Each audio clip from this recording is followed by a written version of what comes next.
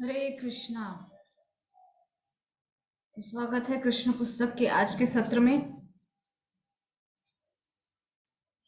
तो हमारा अध्याय चल रहा है 40वां अध्याय, जिसका नाम है अक्रूर जी द्वारा स्तुति।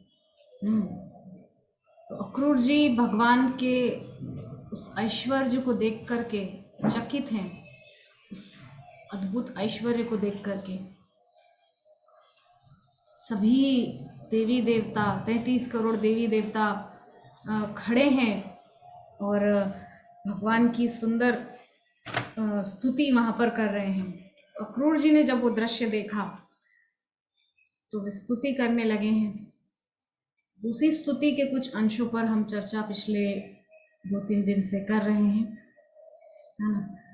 आज हम आगे बढ़ते हैं। तो आगे अक्रूर जी ने कहा, यद्यपि देवताओं के भक्तों के मन किसी विशेष देवता पर केंद्रित रहते हैं, क्योंकि आप देवताओं समेत सभी जीवों के परमात्मा हैं। उनकी उपासना भी परोक्ष रूप से आपकी ही उपासना है।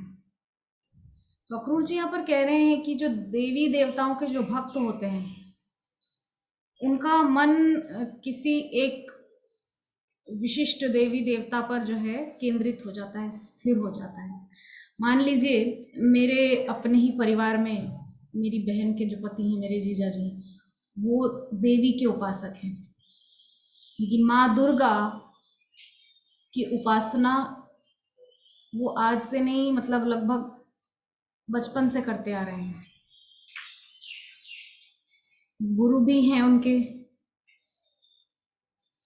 तो अपने गुरु की बताई पद्धति के अनुसार वे देवी की उपासना करते हैं। जागरण वगैरह इत्यादि जो भी देवी को जो भी प्रिय है, जो देवी की प्रसन्नता के जो साधन है, जो देवी उपासना के जो प्रकल्प हैं, उनको अपनाते हुए वे देवी की उपासना करते हैं। इससे सिद्ध होता है जो देवी देवताओं के उपासक हैं, उनके मन अपने अभीष्ट पर स्थिर होते हैं। ठीक है। तो आगे अक्रूर जी कह रहे हैं कि जो सभी देवी देवता हैं, आप सब उनके लिए भी आप परमात्मा हैं। कैसे?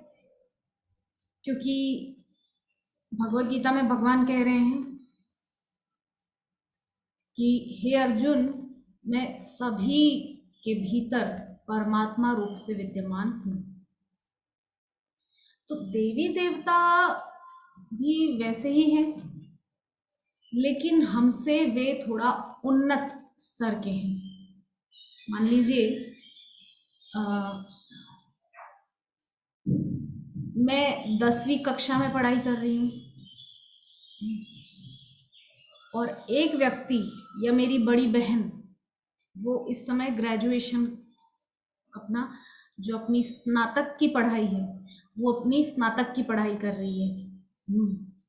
तो वो विद्यार्थी मैं भी हूँ, विद्यार्थी मेरी बहन भी है, मेरी दीदी भी विद्यार्थी है। विद्या अर्जन मैं भी कर रही हूँ, विद्या अर्जन वो भी कर रही है, किंतु दोनों का स्तर अलग है। मेरा स्तर अभी थोड़ा निचला है, मैं केवल 10वीं कक्षा का अध्ययन कर रही हूँ और मेरी बहन वो स्नातक स्तर का जो है अध्ययन कर रही है। अर्थात उन्नत,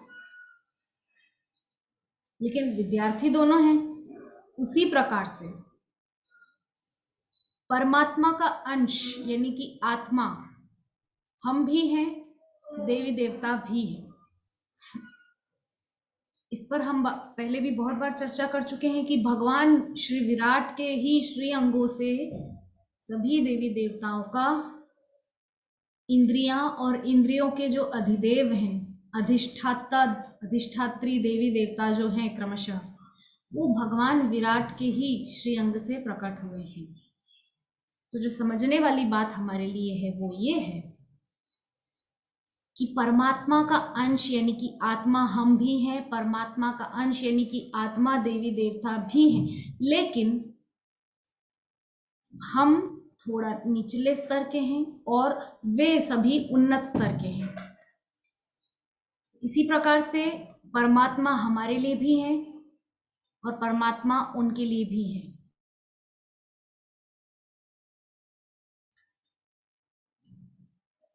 तो हमारे लिए भी वो वही परमात्मा है,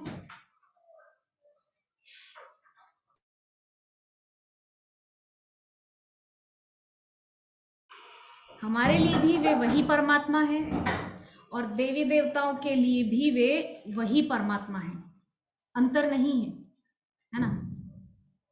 तो उनकी उपासना भी परोक्ष रूप से आपकी ही उपासना है। कौन कह रहे हैं? अक्रूर जी कह रहे हैं। क्या? कि यदि कोई देवी देवताओं की उपासना कर रहा है,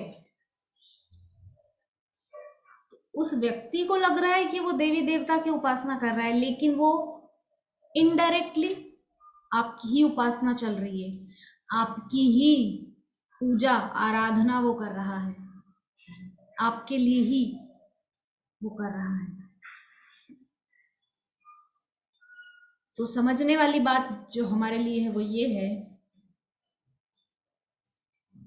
कि अक्रूर जी बहुत सरल शब्दों में समझा रहे हैं कि यद्यपि लोग देवी देवताओं की उपासना करते हैं,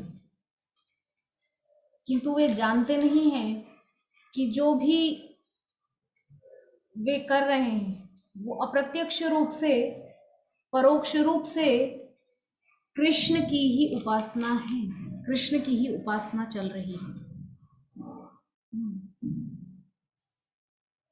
तो आगे अक्रूर जी कह रहे हैं, कभी कभी वर्षा ऋतु में पर्वत से बहने वाली छोटी नदियां सागर तक पहुंचने में असफल रहती हैं। कुछ सागर तक पहुंच जाती हैं और कुछ नहीं। इसी भांति देवताओं के भक्त आप तक पहुंच भी सकते हैं और नहीं भी। बहुत सुंदर, बहुत ही सुंदर वाक्य यहाँ पर अक्रूर जी कह रहे हैं। इसको हम थोड़ा विस्तार से समझें। कह रहे हैं कि वर्षा ऋतु जब आती है, तो वर्षा ऋतु में पर्वत से जो नदियां बहती हैं, इतनी ऊंचाई से बह के जा रही हैं, लेकिन नदियां हैं छोटी। क्या कह रहे हैं? बहने वाली छोटी नदियां सागर तक पहुंचने में असफल हो जाती हैं। कुछ कुछ नदियां, मान लीजिए मैं जहाँ से हूँ, बिलोंग करती हूँ उज्जैन। उज्जैन में एक छोटी सी नदी है जिसका नाम है क्षिप्रा। यद्यपि अब के समय में वो बहुत छोटी हो गई है, जल का अभाव भी है और प्रदूषण भी प्रचुर मात्रा में हो चुका है, क्योंकि उज्जैन एक बड़ा शहर है, तो निश्चित रूप से बहुत गंदगी, प्रदूषण वहाँ पर होता है। तो यमुना, क्षमा कीजिए, क्षिप्रा नदी की जो अवस्था है इस समय वो बहुत दयनीय है। किंतु मैंने अपनी आंखों से देखा है, जब वर्षा ऋतु आती है और जब बहुत बहुत वर्षा होती है, तो एक छोटा पुल है और एक बड़ा पुल है उज्जैन में, है ना। तो एक छोटा पुल है जिसको राम घाट कहते हैं। वो बहुत ही प्रसिद्ध घाट है। जब सिंहस्थ, जब कुंभ मेला होता है तो बड़ी मात्रा में लोग वहाँ स्नान करने के लिए आते हैं शिप्रा जी के किनारे। क्योंकि उज्जैन सप्तपुरियों में से एक है, बहुत सारी विशेषताएं जुड़ी हुई हैं उज्जैन से। उज्जैन सप्तपुरियों में से एक है। काशी, कांची, अवंतिका, अवंतिका यानी कि उज्जैन, हाँ, सप्तपुरियों में से एक है उज्जैन। तत्पश्चात द्वादश ज्योतिर्लिंगों में से एक है, महाकालेश्वर विराजमान है। 51 शक्ति पीठों में से एक है माता हरसिद्धि जो एक शक्तिपीठ है वहाँ पर विराजमान है। तो इस प्रकार से काफ़ी सारा महात्म्य जो है उज्जैन नगरी से जुड़ा हुआ है। इसीलिए वहाँ जो नदी है क्षिप्रा, उसका बहुत महात्म्य है, बहुत महत्व है। किंतु कालांतर में बहुत प्रदूषण वहाँ पर हुआ है, जिसके कारण काफ़ी मात्रा में जो है वहाँ उस नदी में गंदगी घुल गई है समय के प्रभाव से। तो कहने का जो तात्पर्य है वो ये है कि वो नदी जब जब बहुत बारिश होती है, बहुत वर्षा आती है, तब वो नदी इतना उफान पर आ जाती है, इतना उफान पर आ जाती है कि जो निचले इलाके हैं उज्जैनी के, मतलब नदी के आसपास के जो निचले इलाके हैं, यद्यपि जहाँ मेरा घर है वो तो बहुत अलग है, वो नई उज्जैन जो बसी है शहरी इलाका उसमें, लेकिन जो पुरानी उज्जैन है, जो क्षिप्रा नदी के निकटस्थ जो इलाके हैं, वहाँ घरों में पानी भर जाता है। इस प्रकार की समस्याएं आमतौर पर देखने को मिलती है। किंतु गर्मी के दिनों में क्षिप्रा नदी की अवस्था बहुत दयनीय हो जाती है। जल का अभाव हो जाता है और भी बहुत सारी समस्याएं, प्रदूषण इत्यादि। तो वो जो नदी है वो सागर तक पहुंच नहीं पाती। कैसे पहुंचेगी? क्योंकि बहुत छोटी नदी है। केवल उज्जैन वासियों को भी परिपूर्ण रूप से 12 मास पूरा साल जल का जो मतलब वितरण है वो पूरा साल वो अकेली नदी नहीं कर पाती है।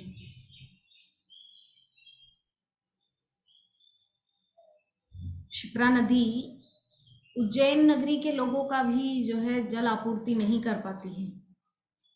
सागर से जाकर मिलना तो बहुत दूर की बात है। तो ऐसी ही नदियां जो होती हैं, छोटी छोटी नदियां, ऐसा बहुत सारी है मध्य प्रदेश में। जहाँ से मेरी माता बिलोंग करती है, रतलाम जिले में, वहाँ बहुत छोटी छोटी नदियां हैं जो साल में लगभग गर्मी के महीनों में तो सूखी ही रहती हैं। गर्मी जिन महीनों में पड़ती है, अकाल गर्मी, बिल्कुल भयंकर गर्मी जिनमें पड़ती है, अप्रैल मई, इन महीनों में तो वो सूखी ही रहती है वो नदी, है ना। तो ऐसी छोटी छोटी नदियां जो समुद्र से मिलने में असफल रहती हैं। आगे कह रहे हैं कुछ सागर तक पहुंच जाती हैं और कुछ नहीं। तो कुछ सागर तक पहुंच जाती हैं, वो कौन सी नदियां हैं? गंगा, यमुना। यद्यपि यमुना पर भी बांध वगैरह बना करके हरियाणा सरकार ने उसको थोड़ा जो है बांध लिया है अपने क्षेत्र में, किंतु फिर भी दिल्ली, उत्तर प्रदेश, इन इलाकों में यमुना नदी का जल देखने को मिलता है। यद्यपि दिल्ली में जो है यमुना नदी की स्थिति बहुत दयनीय है, बहुत ही ज़्यादा, बहुत गंदगी, बड़ी बड़ी इंडस्ट्रीज का जो दूषित जल है, दूषित पानी है, वो पाइपलाइंस के जरिए सीधा यमुना में निकाला जा रहा है। इस प्रकार से चल रहा है। तो कहने का जो तात्पर्य है कि कुछ नदियां तो सागर से मिल पाती हैं, लेकिन कुछ नहीं मिल पाती हैं। हम सभी जानते हैं हमारे देश की सबसे बड़ी नदी और सब समय जल से भरी रहने वाली नदी और सब समय बहाव में रहने वाली नदी, वो है गंगा। अपार जल है, अपार जल है। उसके बाद नर्मदा नदी में भी बहुत जल है और बहुत स्वच्छ जल है। मध्य प्रदेश, गुजरात के इलाकों में बहने वाली नर्मदा नदी। नर्मदा नदी के किनारे भी एक ज्योतिर्लिंग है, ममलेश्वर यानी कि ओमकारेश्वर, जो कि इंदौर से लगभग 2-2.5 घंटे की दूरी पर है। बहुत ही सुंदर स्थान है। तो वह नर्मदा नदी भी बहुत बड़ी नदी है, काफ़ी प्रचुर मात्रा में जल प्रवाहित उसमें होता है। तो ये कुछ बड़ी बड़ी नदियां हैं जो समुद्र से मिलने में सफल हैं, लेकिन देश में बहुत सी ऐसी नदियां हैं जो समुद्र से नहीं मिल पाती।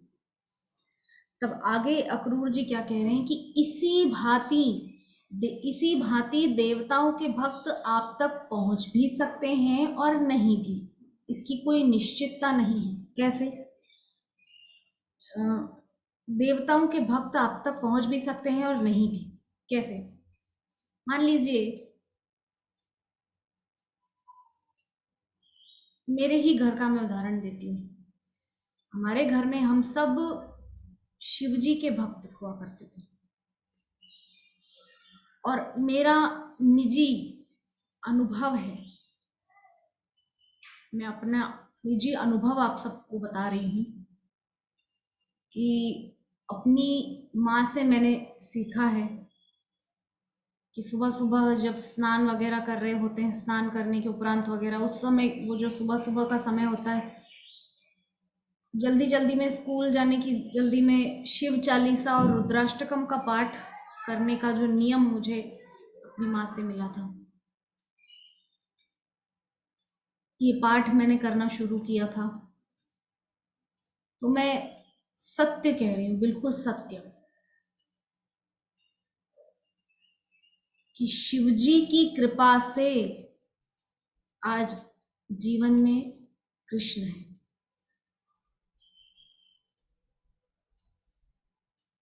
और ये मेरे जैसे तुच्छ प्राणी का उदाहरण आप सोचेंगे कि कैसे यकीन कर लें, तो चलिए आपको एक महान भक्त उनका उदाहरण देकर मैं इस बात की पुष्टि कर देती हूँ कि देवी देवताओं के भक्त भी भगवान तक पहुंचने में सफल हो पाते हैं। कैसे? आइए सुनते हैं। तो भागवत में जब जरासंध 17 बार 23 अक्षौहिणी सेना, 1-2 अक्षौहिणी सेना नहीं, महाभारत में 11 अक्षौहिणी सेना कौरव की तरफ थी, 7 अक्षौहिणी सेना पांडव की तरफ थी, दोनों तरफ की सेना मिलाकर के 18 अक्षौहिणी सेना हुई थी, दोनों तरफ की सेना मिलाकर के। और आप अनुमान लगा लीजिए, जरासंध अकेला 23 अक्षौहिणी 23 अक्षौहिणी सेना लेकर एक बार नहीं 17 बार उसने मथुरा पर चढ़ाई की, 17 बार। और 17 बार भगवान ने उसको हरा करके, परास्त करके मथुरा से भगा दिया। तो प्रश्न उठ सकता है, प्रश्न पूछा भी जाता है और लोग पूछते भी हैं कि क्यों भगवान उसको मार नहीं दे रहे थे, और उसको बार बार बस छोड़ के उसको भगा दे रहे थे वहां से, उसको मुक्त करके भगा दे रहे थे वहां से।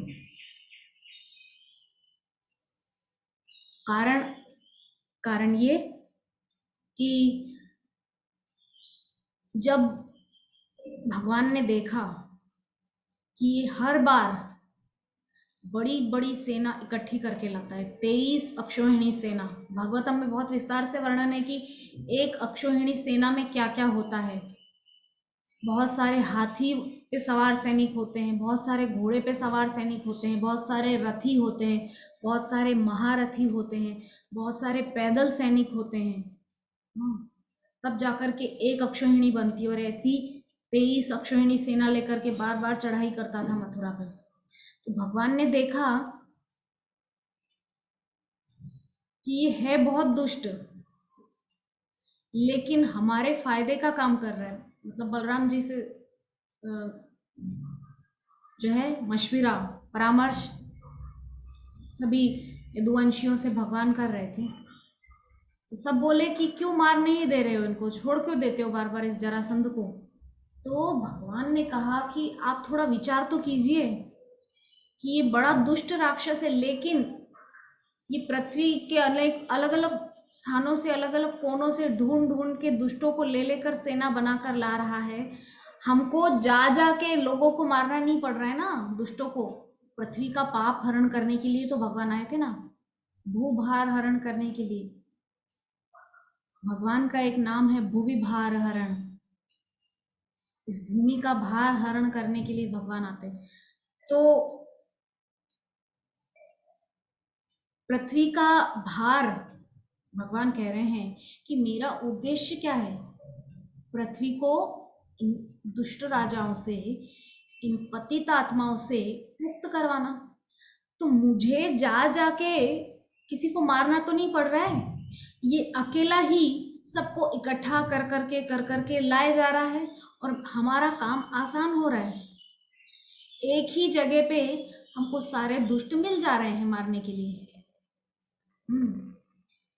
एक ही स्थान पर सारे जो है दुष्ट हमको मारने के लिए मिल जा रहे हैं। भगवान समझा रहे हैं अपने यदुवंशियों को कि हमको कुछ हाथ पैर चलाने नहीं पड़ रहे हैं कि चलो भैया अब थोड़ा फलानी जगह उस देश में जाना है, वहां पर दुष्ट राजाओं का आतंक बढ़ गया है, वहां जाकर के मारना है। फिर उस जगह पे जाना है कल, वहां पे जाकर के पृथ्वी का भार हरण। अरे ये जरासंध खुद ही लाला के सबको यहाँ पे इकट्ठा कर रहा है और हम मार दे रहे हैं, फिर जाता है फिर इकट्ठा करके लाता है। इसीलिए भगवान ने उसको 17 बार छोड़ दिया, जाओ फिर इकट्ठा करके लाओ लोगों को पागल कुत्ते की तरह। क्योंकि जो हाथी होता है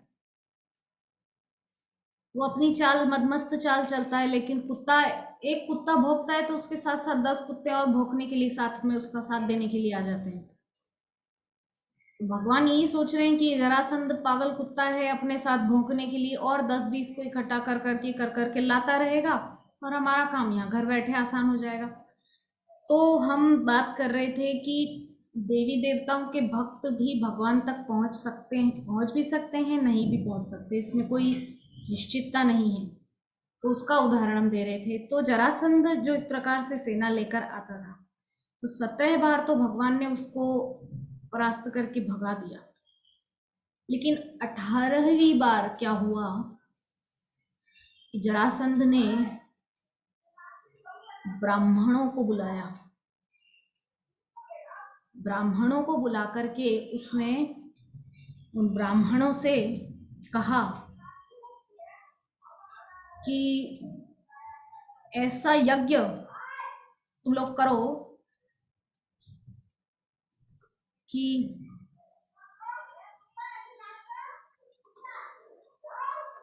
ऐसा यज्ञ करो तुम लोग कि मैं उस कृष्ण को परास्त कर सकूं इस बार। लेकिन अगर कृष्ण को मैं परास्त नहीं कर पाया तो तुम सब ब्राह्मणों को मैं समाप्त कर दूंगा। और भगवान का एक नाम क्या है, गौ ब्राह्मण हिताय च।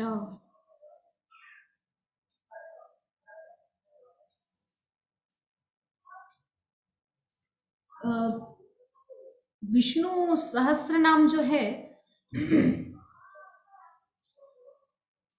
उसमें भगवान का एक नाम है ब्राह्मण प्रिय, इस तरह से कुछ नाम है, मुझे स्मरण में नहीं आ रहा है। कि ब्राह्मण जो है वो भगवान का क्या है, मुख है। इसका सीधा सीधा अर्थ हम समझें कि यदि कोई व्यक्ति भरपेट एक भूखे ब्राह्मण को प्रसाद खिला दे, इसका मतलब वो भगवान को संतुष्ट कर देता है, भगवान के मुख को तुष्ट कर देता है, कि भगवान का मुख है ब्राह्मण।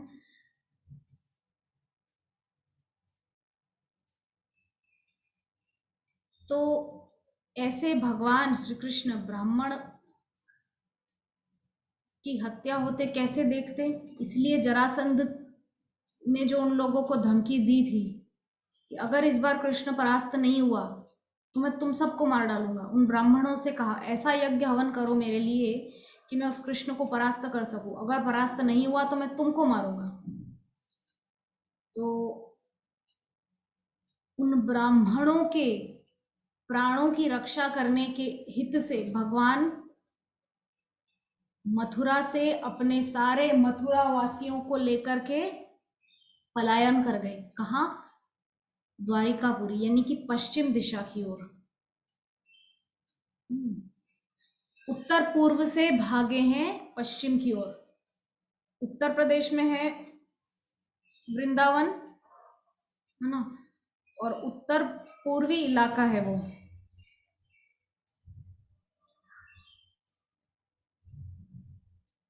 तो मतलब नहीं, उत्तर पूर्व नहीं है, सुदूर उत्तर है, मध्य उत्तर है, मतलब मध्य भारत से लगा हुआ है उत्तर प्रदेश। तो उत्तर मध्य से भागे हैं पश्चिम दिशा की ओर, द्वारिका की ओर, ब्राह्मणों के प्राणों की रक्षा करने के लिए, क्योंकि जरासंध नहीं तो मार देगा उन ब्राह्मणों को। तो भगवान सारे भोजवंशी, यदुवंशी, वृष्णिवंशियों को लेकर के द्वारिका की ओर पलायन कर गए हैं। तो बीच में एक पहाड़ी पर इस बार जो है जरासंध अपने साथ में काल यवन को लेकर आया था। म्लेच्छ यानी कि मुसलमान, उनकी सेना को लेकर आया इस बार जरासंध अपने साथ में। तो काल यवन को लाया था, तो काल यवन जो है वो भगवान के पीछे दौड़ा है मारने के लिए। तो भगवान ने सोचा अब इसका अंत तो करवाना है। भगवान ने क्या किया, एक गुफा थी, उस गुफा में सूर्यवंशी राजा, रघुवंशी सूर्यवंशी राजा मुचकुंद विश्राम कर रहे थे, सो रहे थे। और आज से नहीं, सतयुग से सो रहे थे, सतयुग, त्रेता, द्वापर। क्योंकि देवासुर संग्राम में देवताओं की सहायता मुचकुंद राजा ने की थी। देवताओं की ओर से उन्होंने जो है समुद्र मंथन का कार्य राजा मुचकुंद ने किया था, सहायता की थी देवी देवताओं की। तो इसलिए जो है वहां पर राजा मुचकुंद से इंद्र प्रसन्न हुए। तो उन्होंने कहा कि आप कुछ वरदान मांगिए, आपने हमारी बहुत सहायता की समुद्र मंथन में, देवासुर संग्राम में। तो बोलते हैं कि मुझे देखिए बहुत थकान हो गई है, इतने समय से मैं जो है आपकी सहायता में लगा हुआ हूँ, विश्राम नहीं मिला है मुझे। तो अब मुझे आप ऐसा वरदान दीजिए कि मैं थोड़ा विश्राम कर सकूं, और मैं जब तक चाहूँ, मेरी जब तक इच्छा हो तब तक मैं विश्राम करूं, मुझे कोई उठा ना सके। और यदि मुझे कोई बलपूर्वक उठाए तो फिर वो बच भी ना पाए। तो इंद्र ने कहा कि ठीक है, यदि आपकी जब तक इच्छा होगी आप सो सकते हैं, विश्राम कर सकते हैं। किंतु जब आपको कोई बलपूर्वक उठाने का प्रयास करेगा तो उसके परिणाम स्वरूप वो आपके नेत्रों से निकलने वाली अग्नि से जल के भस्म हो जाएगा। तो ठीक है, वरदान मिल गया। मुचकुंद राजा, वही मुचकुंद राजा जो है यहाँ पर सो रहे थे उस गुफा में। मुचकुंद राजा को कृष्ण ने क्या किया, अपना पीतांबर ओढ़ा दिया, अपना मोर मुकुट, बांसुरी वगैरह सब वहीं रख दिया। तो काल यवन जो पीछे से आ रहा था कृष्ण को पकड़ने के लिए, उसने मुचकुंद राजा के ऊपर पीतांबर उड़ा हुआ, ऊपर से डाला हुआ देखा, और मोर मुकुट बांसुरी वहां देखा, तो बोला कि देखो छलिया यहाँ पर आकर के सो रहा है, कपटी, काल यवन बोला। तो उसने जैसे ही कपड़ा हटाया, राजा मुचकुंद को उठाने की चेष्टा की। मुचकुंद महाराज की जैसे ही नेत्र खुले हैं, नेत्रों से निकली है अग्नि और अग्नि से जल के काले वन भस्म हो गया। ये दृश्य कृष्ण छुप करके देख रहे थे। कृष्ण वहां राजा मुचकुंद के सामने आए, दर्शन भगवान ने दिया है, राजा मुचकुंद प्रसन्न हुए हैं। तो बोले, आप के दर्शन पाकर के मेरा जीवन धन्य हो गया। तो भगवान ने उनको वरदान दिया कि कलयुग में आप मेरे महान भक्त के रूप में गुजरात में प्रकट होंगे। जहां तक मेरा स्मरण है, राजकोट के रहने वाले थे जो महान भक्त मुचकुंद, जो महान भक्त के रूप में आए थे। उनका नाम था, आप में से बहुत सारे लोग जानते भी होंगे, वो है नरसिंह मेहता, महान भक्त नरसिंह मेहता।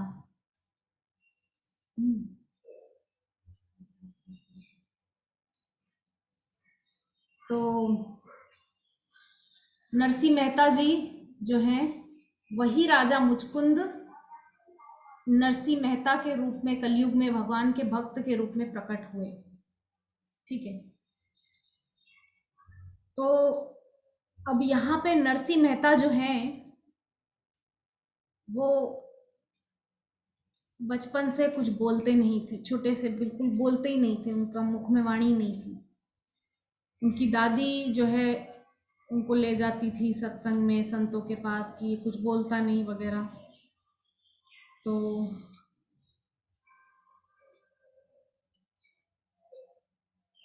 शिव जी की उपासना उनकी दादी करती थी, तो उनसे किसी संत की कृपा से उनको वापस उनकी वाणी मिल गई थी, नरसिंह मेहता जी को। और शिव जी की उपासना वे किया करते थे।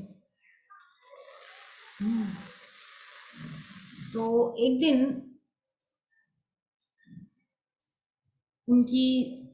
उनके जो भाई थे, उनकी पत्नियां, यानी कि उनकी भाभी, उनसे ईर्ष्या करती थी, उनको जला बासी पुराना रखा हुआ खाना दिया करती थी, उनको कष्ट देती थी।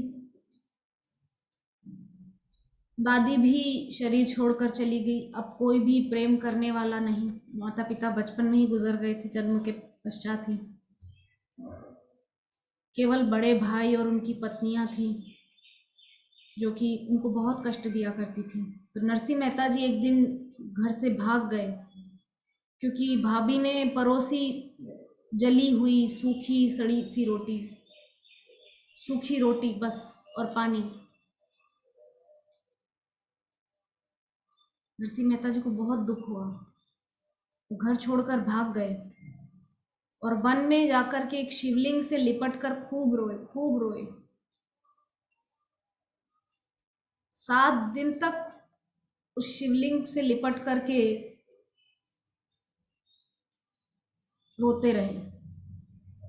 तब नरसिंह मेहता जी को शिव जी का दर्शन हुआ और शिव जी की कृपा से उसी समय, उसी क्षण नरसिंह मेहता जी रास का दर्शन किए, भगवान शिव की कृपा से। तब वहां पे हुआ क्या था? हुआ ये था कि जब शिव जी प्रकट हुए नरसिंह मेहता के सामने, उन्होंने पूछा कि तुमने अपने अश्रुओं से मेरा अभिषेक किया लगातार 7 दिनों तक, बोलो तुम्हें क्या चाहिए? बोले, मुको और कछु ना चाहिए, मुको राधा कृष्ण मिलाइए। नरसिंह मेहता जी बोल रहे हैं कि मुझे और कुछ नहीं चाहिए, मुझे आप सिर्फ राधा कृष्ण से मिला दीजिए। इतना शुद्ध भाव से उन्होंने कहा। तो शिव जी तत्क्षण नरसिंह मेहता जी को रास में लेकर के गए हैं। गोलोक वृंदावन में जब रास चल रहा था, उस रास में लेकर के शिव जी नरसिंह मेहता जी को गए हैं। ऐसे महान भक्त नरसिंह मेहता जी। नरसिंह मेहता जी जब रास में गए तो युगल सरकार को देखा, अद्भुत आनंद, उनको अश्रुपात हो रहा है। अनंत गोपियां राधा कृष्ण के साथ मिलकर नृत्य कर रहे हैं, सब रास का आनंद ले रहे हैं वहां पर। तो श्रीमती राधा रानी ने नरसिंह मेहता जी को अपने पास बुलाया। नरसिंह मेहता जी के हाथ में जो एक तंबूरा रहता था, वो तंबूरा श्रीमती राधा रानी के द्वारा उनको दिया गया था।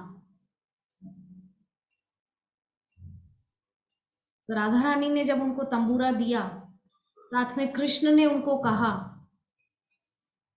कि मैं तुमको केदार राग प्रदान करता हूं।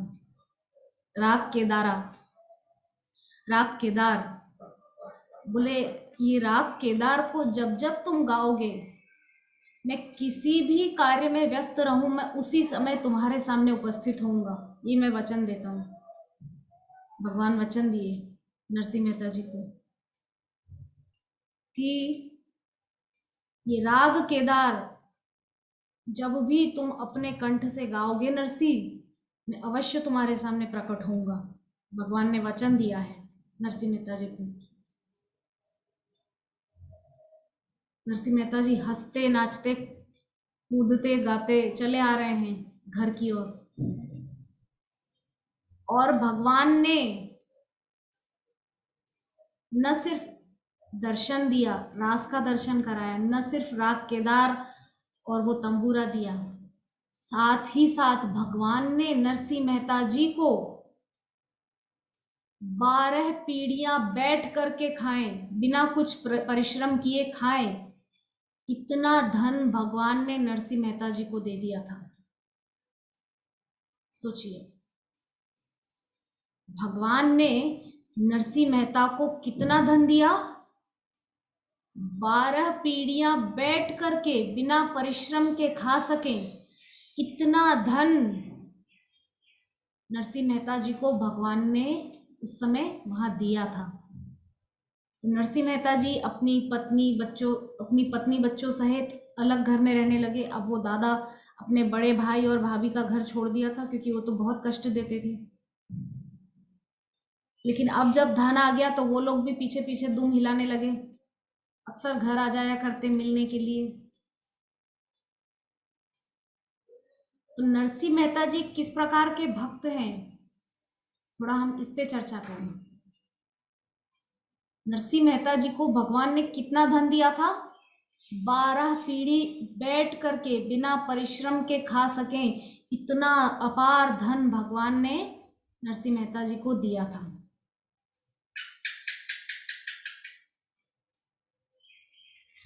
लेकिन नरसिंह मेहता जी ने वो 12 पीढ़ी बैठ करके खाने वाला धन 12 मास में ही दान करके नरसिंह मेहता जी ने गंगा स्नान कर लिया और अपने आप को मुक्त करके पुनः भजन में लीन हो गए। ये है भगवान के भक्तों की क्वालिटी। तो ये प्रकरण मैंने क्यों सुनाया, ये कथा मैंने क्यों सुनाई,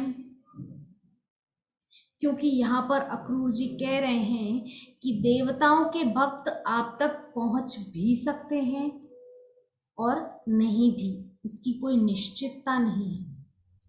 तो इसको ध्यान में रखते हुए यहाँ पर ये प्रसंग मैंने सुनाया कि शिवजी के भक्त थे नरसिंह मेहता जी, और देखिए शिवजी ने उनको सीधा रास में ले जाकर के खड़ा कर दिया। हम रास का चिंतन मानसी में भी नहीं कर सकते, हमारी सामर्थ्य नहीं है, लेकिन शिवजी ने अपनी कृपा से अपने भक्त को रास के मध्य में ले जाकर के खड़ा कर दिया, और अपने नेत्रों से भर भर के उस दृश्य को नरसिंह मेहता जी देख रहे हैं और आनंदित हो रहे हैं। तो इससे ये समझ में आता है कि देवी देवताओं के भक्त भी आप तक पहुंच सकते हैं। आप तक मतलब कृष्ण तक पहुंच सकते हैं। कौन कह रहा है? अक्रूर जी कह रहे हैं भगवान से कि देवी देवताओं के भक्त भी आप तक पहुंच सकते हैं, नहीं भी पहुंच सकते हैं। लेकिन पहुंच कैसे सकते हैं, अब उस पे हम चर्चा करते हैं। पहुंच कैसे सकते हैं? मान लीजिए मैं अपना ही उदाहरण देती हूँ कि मैं शिव जी की भक्त हूँ, ठीक है। तो मैं शिव जी की भक्त हूँ, मैं आए दिन शिव जी से बस ये कहती रहूं, काश एक घर बन जाता, 2 साल बाद घर भी बन गया। काश एक गाड़ी हो जाती 4 पहिया, तो 1 साल के अंदर वो भी मिल गई। ब्याह हो जाता, वो हो गया। बच्चे हो जाते, वो हो गया। नाम, प्रतिष्ठा, प्रसिद्धि, यश, कीर्ति, धन संपत्ति, ऐश्वर्य, बैंक बैलेंस, गाड़ी बंगला, भौतिक सुख प्रचुर मात्रा में हो जाए, सब हो गया। तो ये जो कंडीशन है, ये वो है कि देवताओं के भक्त भगवान तक पहुंच नहीं सकते। और पहुंच भी सकते हैं वाली कंडीशन कौन सी है? मान लीजिए फिर से मैं शिव जी की भक्त हूं, लेकिन मैं शिव जी से क्या मांग रही हूं? हे भोलेनाथ, मुझे आपसे कोई भौतिक सुख संपत्ति नहीं चाहिए, लेकिन आपको जो मेरे लिए उचित लगे आप वो कीजिए। आपको जो सबसे सर्वश्रेष्ठ मुझे देने के लिए लगे आप मुझे वही दीजिए। तब शिव जी क्या सोचेंगे? पहली अवस्था जो है, जो मांगने वाली अवस्था, मैं मांग रही हूँ मांग रही हूँ मांग रही हूँ, तो शिव जी उस अवस्था में क्या करेंगे? अरे सब समय भिखारियों की तरह गाड़ी दे दो, बंगला दे दो, पति दे दो, बच्चे दे दो, बैंक बैलेंस, यश, ऐश्वर्य, कीर्ति, संपत्ति, संपदा, समृद्धि, ये वो है, लो ले लो, ये सब मेरा पीछा छोड़ो। देवी देवता ये सब दे करके हमसे पीछा छुड़ा लेते हैं। देवी देवता ये देखने नहीं जाते, अगर आप उनसे भौतिक सुख संपत्ति मांग रहे हो देवी देवताओं से, तो देवी देवता ये देखने नहीं जाते कि वो पा करके आप कुमार्ग पर जा रहे हैं या सन्मार्ग पर जा रहे हैं। ये देखने की रिस्पॉन्सिबिलिटी, ये देखने की जिम्मेदारी वो लोग नहीं लेते देवी देवता। बहुत स्पष्ट रूप से समझने वाली बात है, ध्यान दीजिएगा और बहुत ध्यान से सुनिएगा। क्या?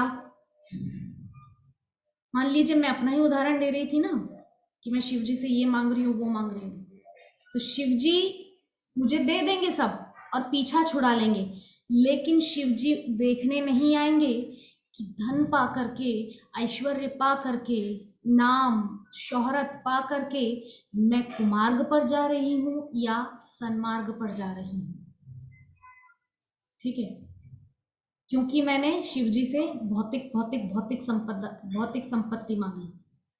ठीक है, दूसरा जो फेज है, दूसरा जो इसमें हम तरीका समझे, उसमें क्या था कि शिव जी से क्या कह रहे हैं कि आपको जो मेरे लिए उचित लगे, जो आपकी दृष्टि में सर्वश्रेष्ठ है मुझे मिले ऐसा, आप मुझे वो दीजिए।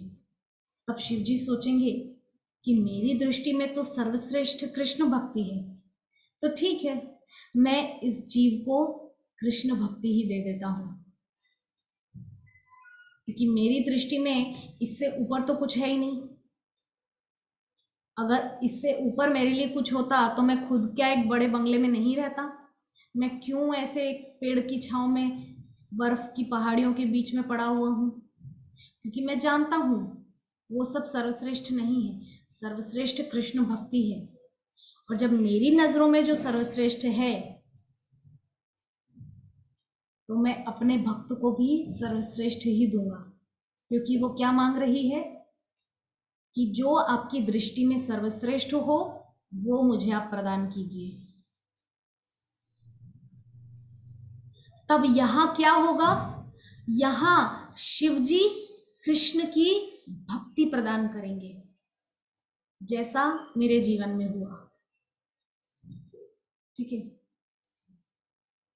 शिव चालीसा रुद्राष्टकम का पाठ करने का फल आज जीवन में कृष्ण है। ये हुआ शिव जी से कुछ ना मांगने का फल। अब यहां पर शिव जी क्या करेंगे, वो देखेंगे कि व्यक्ति कुमार्ग पर तो नहीं जा रहा है, जो मैंने दिया था उसी सन्मार्ग पर चल रहा है ना।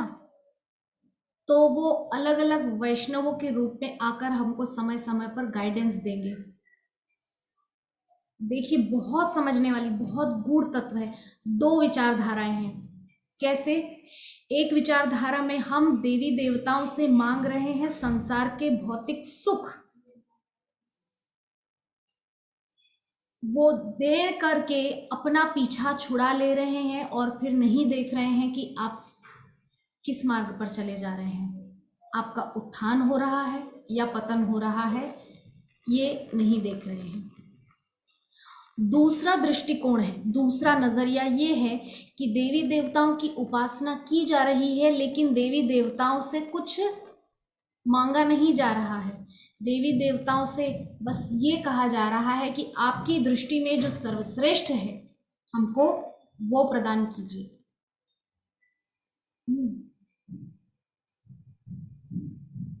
तो यहाँ पर देवी देवता क्या कर रहे हैं कि वो सर्वश्रेष्ठ चीज जो उनके पास है, यानी कि हरि भक्ति, कृष्ण भक्ति हमको प्रदान करेंगे। तत्पश्चात हमारा समय समय पर मार्गदर्शन भी करेंगे कि हम कुमार्ग पर न जाएं और सन्मार्ग पर रहें, है ना। तो इस प्रकार से जो है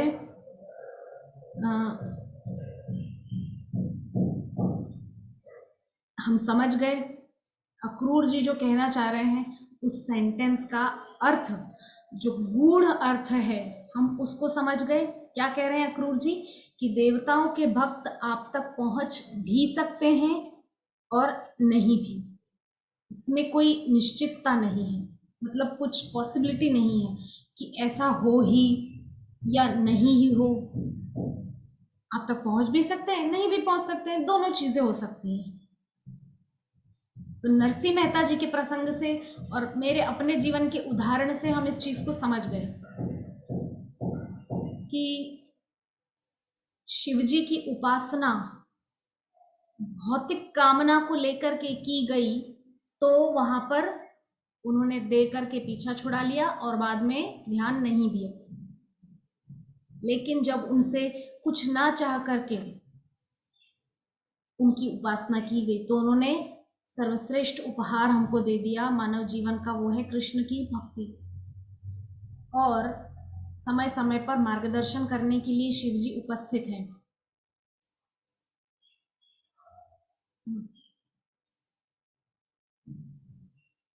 तो एक बात हमेशा ध्यान रखिएगा कि देवी देवताओं के जो उपासक हैं वो देवी देवताओं से मांगते हैं, बहुत कुछ उनको मिल जाता है, लेकिन जब वो पतन के मार्ग पर चले जाते हैं तो देवी देवता उसकी रिस्पॉन्सिबिलिटी नहीं लेते हैं।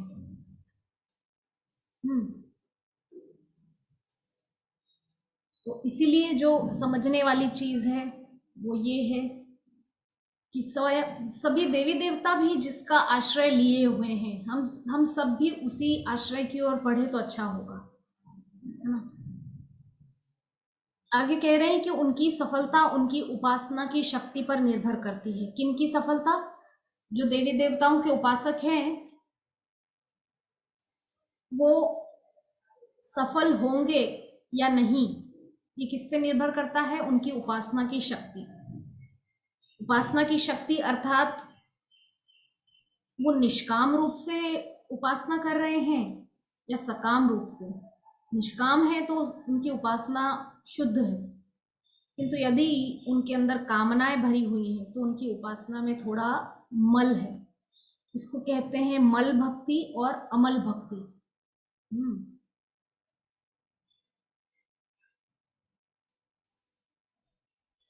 एक व्यक्ति ब्रह्मा जी का भक्त बन गया। वैसे ब्रह्मा जी के भक्त देखने कम ही मिलते हैं, न के बराबर है दुनिया में। तो एक व्यक्ति ब्रह्मा जी का भक्त बन गया, ओम ब्रह्मणे नमः ब्रह्मणे नमः ब्रह्मणे नमः करके ब्रह्मा जी को प्रसन्न कर लिया।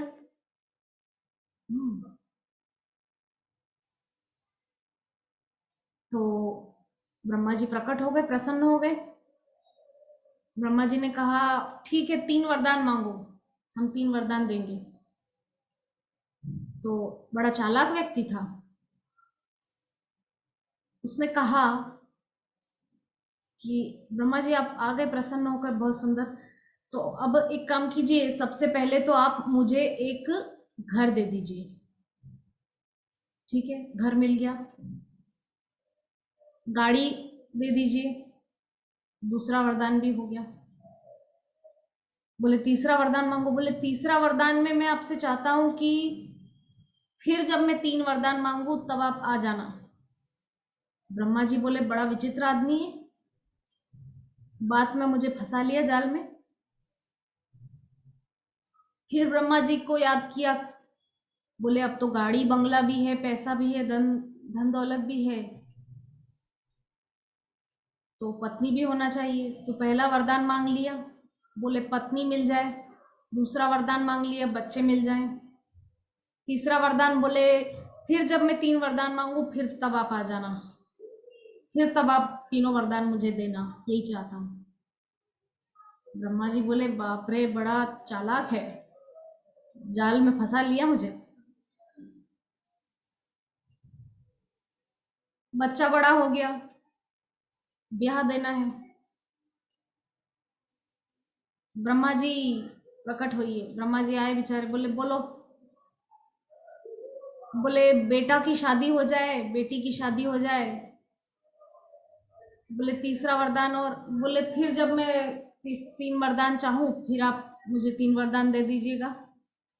इस प्रकार से बार बार ब्रह्मा जी को जो है अपने वाक जाल में फंसा लेता। ब्रह्मा जी परेशान हो गए, भगवान के पास गए, बोले देखिए ऐसा भक्त मिला है, एक इकलौता भक्त है लेकिन वो भी बहुत कष्ट दे रहा है। बोले ब्रह्मा जी देने से पहले देख लिया कीजिए ठोक बजा के कि भक्त थोड़ा अच्छा है कि नहीं। बोले हाँ गलती हो गई। बोले ठीक है, अगली बार जब वरदान मांगेगा तब उसके कंठ में सरस्वती देवी को विराजमान कर दूंगा। फिर ब्रह्मा जी को याद किया, बोले ब्रह्मा जी, बोले बोलो। बोले पहला वरदान संसार से मेरी मुक्ति हो जाए, ठीक है। दूसरा वरदान, बोले भव बंधन से, इस आसक्ति से, संसार आसक्ति से मेरा मुक्ति हो जाए। बोले ठीक है। बोले मुझे कृष्ण चरणों की भक्ति प्राप्त हो जाए। बोले बहुत सुंदर भैया, तो कृष्ण चरणों की भक्ति ले और मेरा पीछा छोड़। ब्रह्मा जी तंग आ गए। तो ये यहाँ पर मैंने क्यों बताया, इसलिए जो देवी देवताओं के भक्त होते हैं वो जब तक निष्काम भाव से देवी देवताओं की उपासना नहीं करते वे सफल नहीं हो सकते, वे असफल ही रहेंगे। देवी देवताओं से भी यदि आप निष्काम रूप से उनकी भक्ति करेंगे देवी देवताओं की, निश्चित रूप से आपको अंततः कृष्ण भक्ति प्राप्त होगी ही। तो आज के सत्र को यहीं विश्राम देते हैं। अक्रूर जी की स्तुति पर हम आगे भी चर्चा जारी रखेंगे। अभी 3 पेज और बाकी हैं। आज भी एक छोटा सा ही पैराग्राफ पूरा हो पाया क्योंकि इसमें जो विषय है वो बहुत गंभीर विषय है। भगवान की उपासना करने वालों और देवी देवताओं की उपासना करने वालों के मध्य अंतर, विशेषताएं, लक्षण, गुण इत्यादि उस पर चर्चा हो रही है। ये बहुत ही गंभीर गूढ़ विषय है। तो इस चर्चा को हम जारी रखेंगे, कल पुनः आपके सामने प्रस्तुत होंगे। तब तक के लिए हरे कृष्ण कृष्ण कृष्ण हरे हरे, हरे राम राम राम हरे हरे। वाञ्छाकल्पतरुभ्यश्च कृपा सिन्धुभ्य एव च पतितानां पावनेभ्यो वैष्णवेभ्यो नमो नमः। ग्रंथराज श्रीमद्भागवतम महापुराण की जय। जगतगुरु श्रील प्रभुपाद की जय। निताय गौर सीतानाथ प्रेमानंदे। हरि हरि बोल।